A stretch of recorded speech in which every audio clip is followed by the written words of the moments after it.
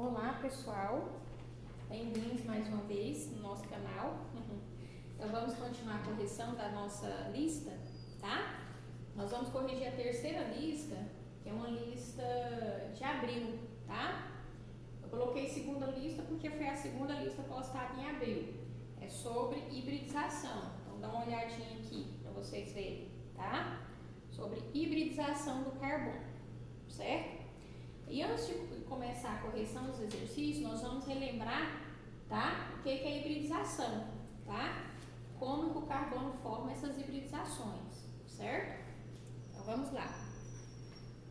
Então olha só, primeira coisa que a gente tem que lembrar sempre, o carbono ele é tetravalente, né? Ele pode efetuar aí 4 ligações, não é isso? Sejam elas simples, dupla ou tripla, ok? Então, nesses exemplos aqui que eu estou colocando, nós temos a primeira hibridização, que é a sp3, tá? A hibridização sp3, tá? Ela é formada por orbitais híbridos puros, certo? Em que foi utilizado para a formação dessas ligações um orbital S e 3p, tá? Então, a união de um S e 3p, certo? Forma as ligações simples, ok? Então, a hibridização é sp3, certo? E o que acontece aqui? O tipo de ligação é classificada como sigma, tá? Uma ligação sigma é quando você tem uma superposição frontal desses orbitais, uma superposição de frente para a formação dessas ligações. Então, aí a gente forma as ligações sigmas. Então, o carbono, quando ele efetua 4 ligações simples, tá? Ou sigmas, ele é o sp3, ok? O segundo tipo de hibridização aqui é a sp2, tá? Quando que se forma a sp2? Quando nós temos a junção, certo? Tanto a junção lateral, que vai ser formada a ligação π, quanto a junção frontal dos orbitais, tá? Então, quando você une um orbital S e 2p, certo? Aí o tipo de hibridização é o sp2, ok? Tá? E o tipo de ligação formada? Serão formadas 3 ligações sigmas devido à superposição frontal e uma ligação π devido à superposição dos orbitais híbridos de forma lateral, ok? Então, se eu tiver uma dupla e 2 simples, hibridização é sp2, tá? E a hibridização sp é quando eu tenho 2 duplas ligações na minha estrutura, no meu carbono, tá? Então, a hibridização sp é quando você tem a junção apenas de orbital S e de orbital p, tá? Formando 2 ligações π e 2 ligações sigmas, ok? Ligação tripla, do mesmo jeito, tá? Quando você tem a união de 2 orbitais S, tá? De um orbital S e um orbital P, certo? Você vai ter a formação da ligação tripla e de uma ligação simples. E o tipo de ligação, tá? Será formada são 2 π e 2 sigmas, ok?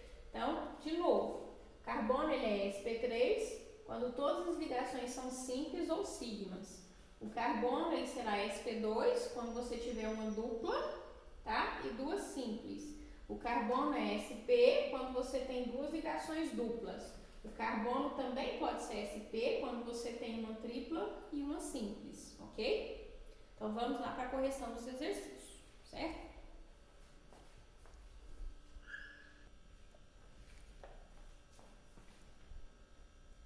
Então, pessoal, voltando aqui, correção do primeiro exercício da lista de hibridização, tá? Na estrutura representada a seguir, os carbonos numerados são classificados como, então, para você classificar quanto à hibridização cada carbono, correto? Então, analisando o primeiro carbono aqui, basta analisar os tipos de ligação que ele está formando, certo? Primeiro carbono tem uma ligação dupla e 2 simples com hidrogênio. Ah, mas cadê as ligações simples aqui? Eu posso abrir minha estrutura e aí eu consigo enxergar as ligações simples. Então, esse primeiro carbono tem uma dupla e 2 simples. hibridização sp2, ok? O segundo carbono tem uma dupla e duas simples também. Então, hibridização sp2. Terceiro carbono aqui, ele já apresenta duas simples também, tá? Ele faz uma simples aqui com hidrogênio, eu posso passar para cá. Então, duas simples e uma dupla. A hibridização também é sp2. E o último carbono, mesma coisa, olha. Uma dupla e duas simples com hidrogênio. Hibridização também é sp2. Beleza. Tá faltando o quinto carbono, tá? Quinto carbono, será que ele faz alguma ligação dupla? Ele tem uma simples aqui com esse carbono de baixo e três simples também com os hidrogênios. Então, basta eu abrir a estrutura para mim enxergar isso, ó. Três ligações simples com hidrogênio. Então, o carbono, quando faz quatro ligações simples ou sigmas, ele é o sp3, tá bom? Então, qual a alternativa aí coerente de vocês, com essa sequência? sp2, sp2, sp2, sp2 e sp3. Alternativa letra C, ok? Vamos lá para número 2 agora. Faça uma correção aí no caderno. Veja se acertaram essa questão número 1, ok? Então, pessoal, correção da número 2 e da número 3 agora. Olha só. A número 2, ele te deu a fórmula do furano, que é um composto orgânico tóxico, tá? Esse composto aqui. Ele está te pedindo a hibridização dos carbonos do furano. Então, novamente, basta você analisar que tipo de ligação o carbono está efetuando, tá? É uma fórmula implícita, então você localiza os carbonos aqui, tá? E analisa o tipo de ligação. Então, o primeiro carbono, ele está fazendo uma dupla, esse primeiro carbono aqui, ó. Ele faz uma dupla, uma simples aqui, e lembra? Outra simples aqui com hidrogênio, correto? Então, uma dupla e duas simples. Hibridização sp2, é isso?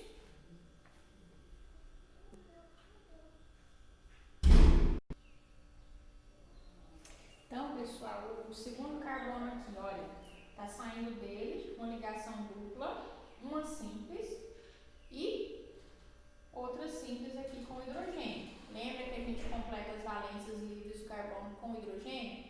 Então, ele já tem uma dupla, uma simples com esse, mais uma simples com hidrogênio. Então, a hibridização dele é sp2. Terceiro carbono aqui, ó. Uma dupla, uma simples, mais uma simples com hidrogênio. Então, uma dupla e duas simples. Hibridização também é sp2. Esse último carbono aqui, ó. Uma dupla e uma simples, mais uma simples com hidrogênio. Hibridização também é sp2. Então, toda vez que o carbono fizer uma dupla e duas simples, hibridização é sp2. Estão lembrados? Ó? Toda vez que o carbono tiver uma dupla e duas simples, a hibridização dele é sp2, ok? Certo? Então, a alternativa correta de vocês, letra A, hibridização sp2. A número 3, pessoal, foi dada uma fórmula, tá? Estrutural, certo? Uma fórmula química, uma cadeia carbônica. Aí ela está te perguntando, sofre o fenômeno denominado hibridização. Qual dos elementos aqui da cadeia, pessoal, sofre hibridização? Nós estamos falando sobre a hibridização de qual elemento químico? Qual elemento químico é capaz, tá, de unir orbitais para formar as ligações? Só pode ser o carbono. Então, a alternativa correta, letra B. O elemento que sofre hibridização, que é capaz de sofrer hibridização, é o carbono, correto? Então, vamos lá para número 5, ó. Número 5 do nanokit, queridinho da química orgânica, tá? Foi uma questão do Enem de 2013, pessoal, certo? Nanokit. Então, olha, as moléculas de nanopúttions lembram figuras humanas e foram criadas para estimular o interesse de jovens na compreensão da linguagem expressa em formas estruturais, muito usadas em química orgânica. Um exemplo é o nanokid, tá? Ele quer saber aqui, no nanokid, onde existe um carbono quaternário. Ó, em qual parte do nanokit, desse garotinho aqui, nós temos um carbono quaternário? Lembrando que o carbono quaternário é aquele que efetua 4 ligações com outros 4 carbonos, ok? A gente vai procurar o quaternário, certo?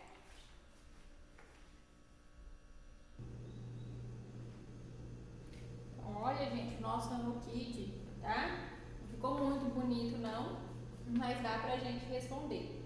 Então, olha só, o nanokit é uma cadeia carbônica, os carbonos estão implícitos, então, primeira coisa, a gente tem que localizar os carbonos. Olha, nossa, onde que eu tenho carbono aqui, hein?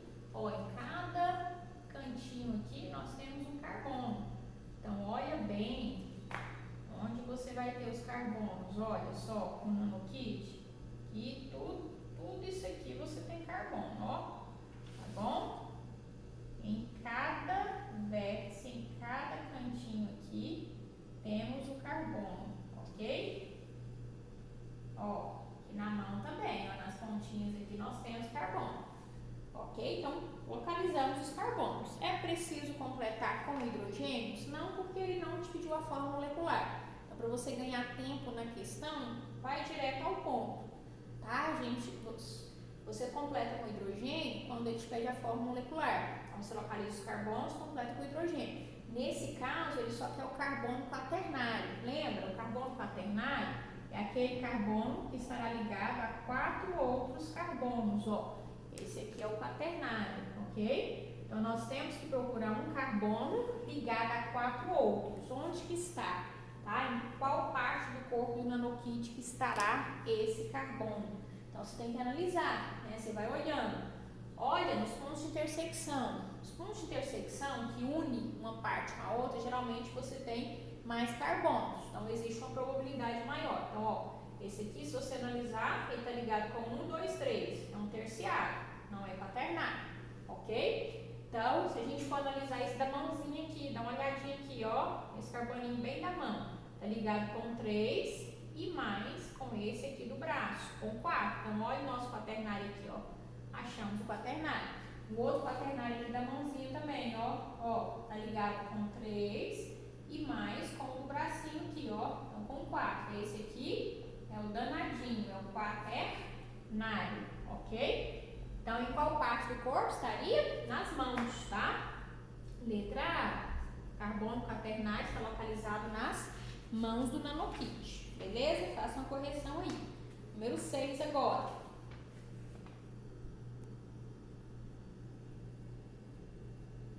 Então, pessoal, voltando aqui para a última questão da bateria, número 6, uma questão do Enem, tá?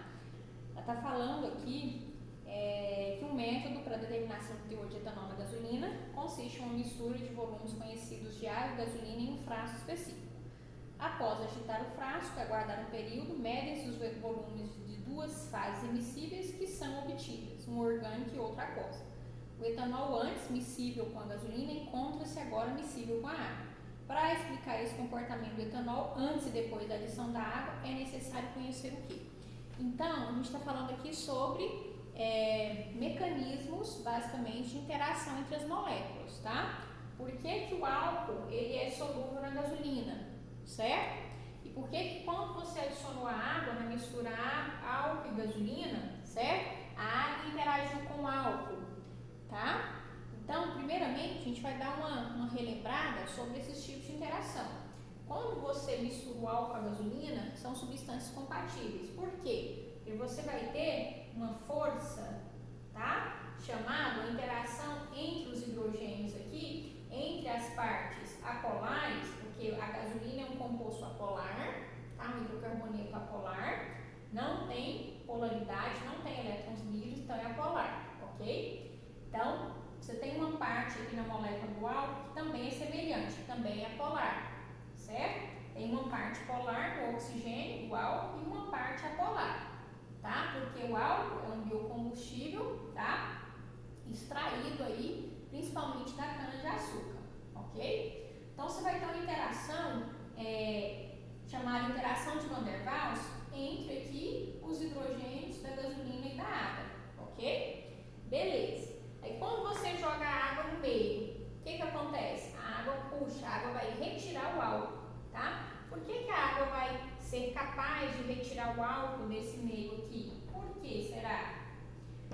Porque a interação que ocorre já entre a água e o álcool é uma interação mais forte, tá? É chamada ponte de hidrogênio. Por quê? O hidrogênio aqui da água, tá? Ele vai interagir com o oxigênio da água, do álcool. O oxigênio aqui do álcool tem uma carga parcial, uma densidade de carga parcial negativa e o hidrogênio da água positiva. Então, você vai ter uma interação aqui bem mais forte. E aqui você tem elétrons livres e aqui você tem deficiência de elétrons, ok? Então, aqui você vai estar formando a chamada ponte de hidrogênio, ok? Que é uma interação muito mais forte que a de Van der Waals. Então, o que que acontece? Olha, inicialmente o álcool estava preso à gasolina, tá? Por meio da interação de Van der Waals, ok? Entrou a água no meio. A água forma as pontinhas de hidrogênio e puxa o álcool para si, tá? E o álcool é retirado da gasolina. Porque a ponte de hidrogênio é uma ligação mais forte